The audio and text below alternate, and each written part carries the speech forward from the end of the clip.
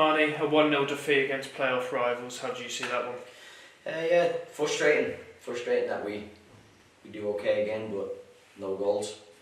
Yeah, it's one of them where it's hard for you to digest it straight after a game when you so emotionally caught up in the game. But it is what it is. If you don't take your chances, you're obviously putting yourself in a bit of a bad situation. But we kept going, we kept trying. We just lacked that. As I think we talked about the last couple of weeks, that little bit of a cutting edge. And unfortunately, at the other end, we make a mistake and they capitalise. And I don't think there's much in between it. In between both teams, I think it was quite an even game. I thought I was 0-0 probably written all over it. But listen, it's another full-time team coming here and having to work really hard to get something from us, which I know it's not as good as 3 points, but it shows where we are and what we're trying to do. But yeah, it's something for us to think about. I was going ahead and making sure that we start scoring again and we look like the team we were last month. Beginning with before the game, Alex Curran comes in onto the bench. We haven't heard any of your thoughts just as yet of that signing and what he can bring to the side. Yeah, Alex is quality. I think he showed in glimpses today when he come on in a difficult situation when you're 1-0 down. It's not like it's free flowing and we're on top of it and we're scoring for fun. It's a difficult game to come on, and yet he was still able to show his little bit of magic and a little bit of quality during the game. But Alex is definitely going to push that little bit step forward. His quality on the balls is unbelievable, and obviously I know what he can do from being here last time with him. So to have someone like him want to come here is another reason that shows us that we're doing the right things. But now it's just trying to embed him into the squad and get him used to our system and how we play with our players. And I think he's going to be a massive player for us come the end of the season. From last Saturday, that was the only change in the entire squad.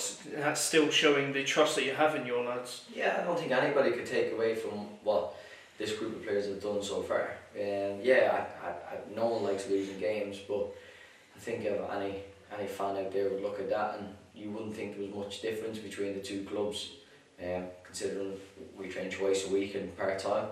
It shows you that we're doing the right things, and I have a lot of faith and trust in the lads, and that when I pick them, or whoever I pick, will do the right things. And listen, it's a loss, but it's another game for us to learn from, see what we can do better, and make sure that you don't make their mistakes again. We had a lot of chances, as you mentioned before, one of which was when Isaac Buckley-Ricketts hit both posts. Is it when things like that don't seem to go your way, is it like a sinking feeling for you as a manager? You just got to stay positive. Yeah, listen, the hit both posts and the ball come back out it's one of them, you know what I mean? And I think if we score that goal, I think it's a completely different game where we're good at scoring and holding on to leads, and we usually see out games really well. But they did that to us today. They got one chance, took it, and it's one of them. No one likes losing, tough to take, but we have to move on. The game's coming thick and fast now, and we've got to make sure that we don't let results have a negative effect on us. Like when we win games, we don't get too far ahead of us. You've got to do the right things either way. It's another tough result at home. Is it becoming a sort of worry for you, our home form? I wouldn't say it's a worry, because if we were playing really bad, then I'd be worried. It's more frustrating. Obviously, when you come home, they're the games you want to be winning, the showcase to the fans and everybody that comes watching what we're about.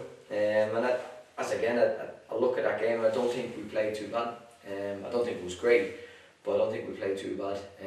It's just at the moment we just seem to be lacking that little bit of luck, especially when you're hitting both posts, as we said, and things just not falling for us. Just need that little bit of a rub of the green, but I'm sure our luck will turn soon and we can get back to winning ways and start moving back up. Even with that defeat, we are currently equaling 7th, as in like what we did last season, so we're still on course to at least meeting last season's.